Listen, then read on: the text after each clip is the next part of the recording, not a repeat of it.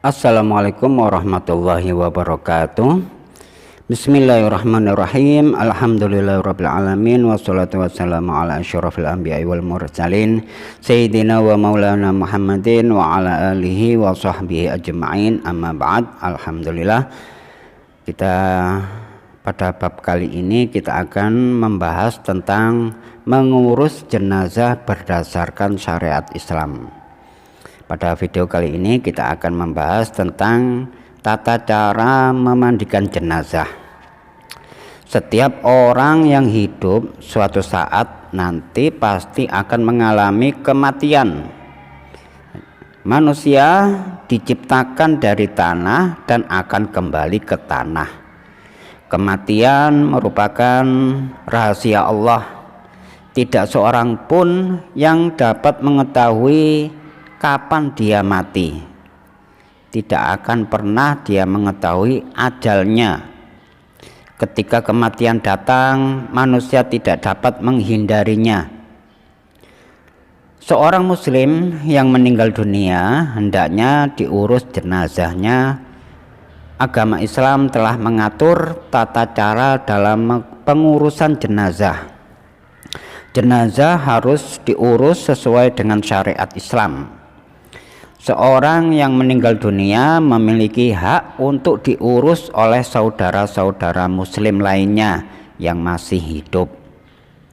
Terus bagaimana tata cara mengurus jenazah yang benar? Maka simaklah.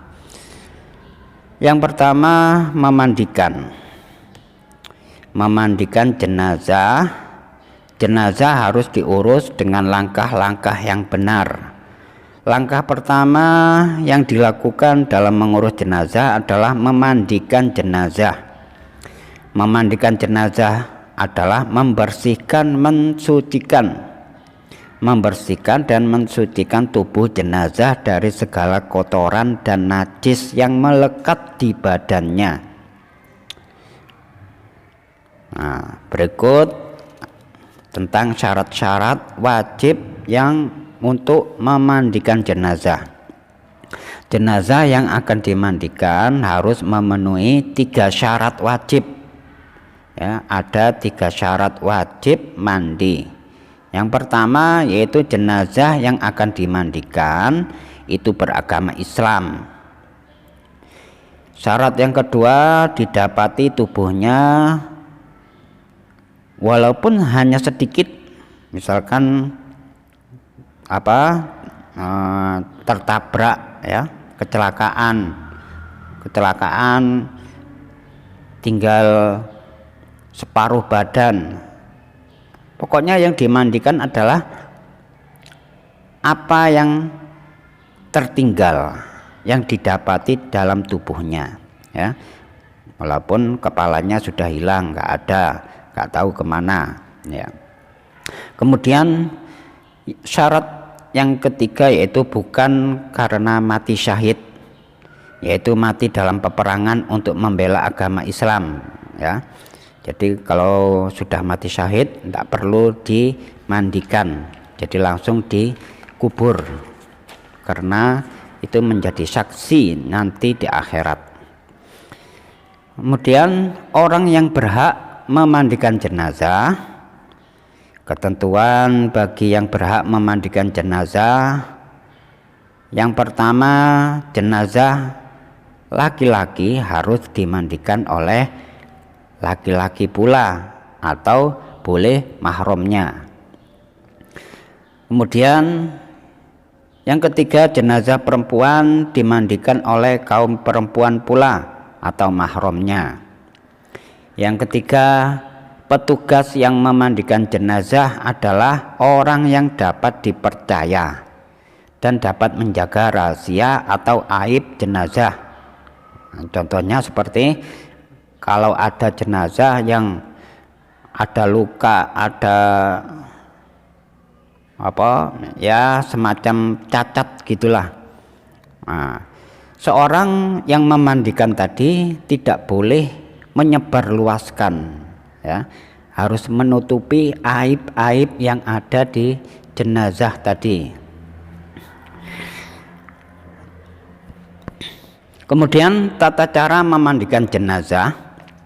Tata cara memandikan jenazah itu ada 4. Pertama, dilakukan di tempat yang tertutup agar yang mengetahui hanya orang yang memandikannya saja. Hal itu dikarenakan aurat seorang jenazah tetap harus dijaga dari orang yang bukan mahramnya. Jadi jenazah laki-laki dimandikan oleh laki-laki dan jenazah perempuan dimandikan oleh perempuan. Jadi dilakukan dengan tertutup ya. Kemudian yang kedua, jenazah diletakkan di tempat yang sepi, di atas tempat yang tinggi seperti papan, kayu atau lainnya. Pada masa sekarang ini di Indonesia sudah ada alat sejenis keranda untuk memandikan jenazah yang biasanya terbuat dari aluminium atau stainless steel.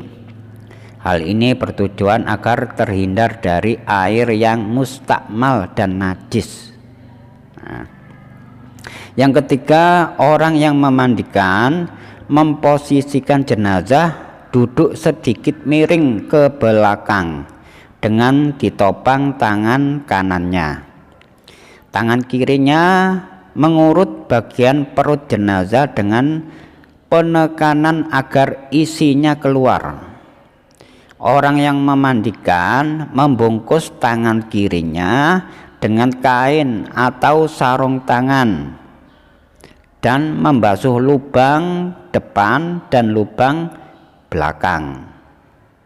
Lubang belakang, lubang depan si jenazah tadi. Kemudian membersihkan mulut, kemudian membersihkan hidung, lalu mewujudkannya sebagaimana wudhu orang yang hidup.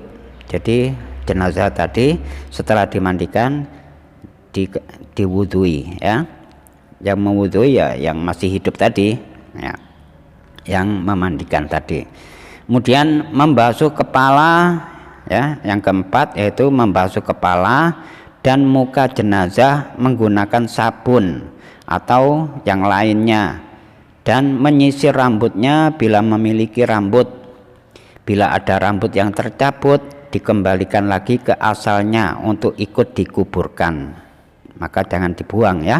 Kalaupun rambutnya, misalkan rambutnya panjang kemudian dipotong dulu, tidak boleh, maka gak boleh, maksudnya tidak boleh dibuang potongan rambut tadi atau yang tercabut tadi, harus dikembalikan alias diikut dikuburkan juga. Kemudian yang kelima yaitu membasuh seluruh sisi kanan tubuh dari yang dekat dengan wajah, kemudian berpindah membasuh sisi kiri badan juga dari yang dekat dengan wajah. Membasuh bagian sisi kanan dari yang dekat dengan tengkuk, lalu berpindah membasuh bagian sisi kiri juga dari yang dekat dengan tengkuk.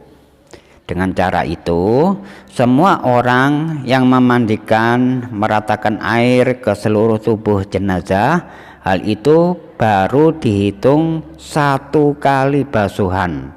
Jadi setelah merata semuanya dari ujung kepala sampai ujung kaki, itu masih dihitung 1 kali basuhan. Maka disunahkan mengulangi 2 kali lagi ya, hukumnya sunnah untuk mengulangi 2 kali basuhan. Jadi sempurna 3 kali basuhan. Kemudian disunahkan pula mencampur sedikit kapur barus di akhir basuhan bila jenazah bukan orang yang sedang ihram. Jadi kalau kita mau memandikan, airnya itu dicampuri dengan kapur barus yang sekiranya tidak merubah air tadi ya, biar apa? Biar wangi ya. Menurut Syekh Nawawi dalam kitabnya Kasyifatus Sajak, dalam memandikan jenazah disunahkan basuhan pertama dengan daun bidara, basuhan kedua menghilangkan daun bidara tersebut, Dan basuhan ketiga dengan air bersih yang diberi sedikit kapur barus yang sekiranya tidak sampai mengubah air. Ketiga basuhan ini dianggap sebagai satu kali basuhan dan disunahkan mengulanginya 2 kali lagi seperti basuhan-basuhan tersebut. Nah, ini menurut Imam Nawawi dalam kitab Kasyifatus Saja. Di dalam hadis Rasulullah SAW yang berbunyi an Ummi Atiyah qalat tuwfiyat ihda banatin Nabi sallallahu alaihi wasallam fa kharajan Nabi sallallahu alaihi wasallam faqala ihsilnaha salasan aw khamsan aw aktsara min dzalika in ra'aitunna bima'in wa sitrin waj'alna fil akhirati kafuran aw syai'an min kafur fa idza faratunna fa'adhinnani qalat falamma farahana adzannahu fa'alqa ilaina hikwahu faqala ash'irnaha iyyahu wa an ayyuba an hafasatin an ummi atiyatin radhiyallahu anhuma binahwihi wa qalat innahu qala ihsilnaha salasan aw khamsan aw sab'an aw aksar min dzalika in ra'aitunna qalat hafasatu qalat ummu atiyah radhiyallahu anha wa ja'alna ra'saha salasata qurun.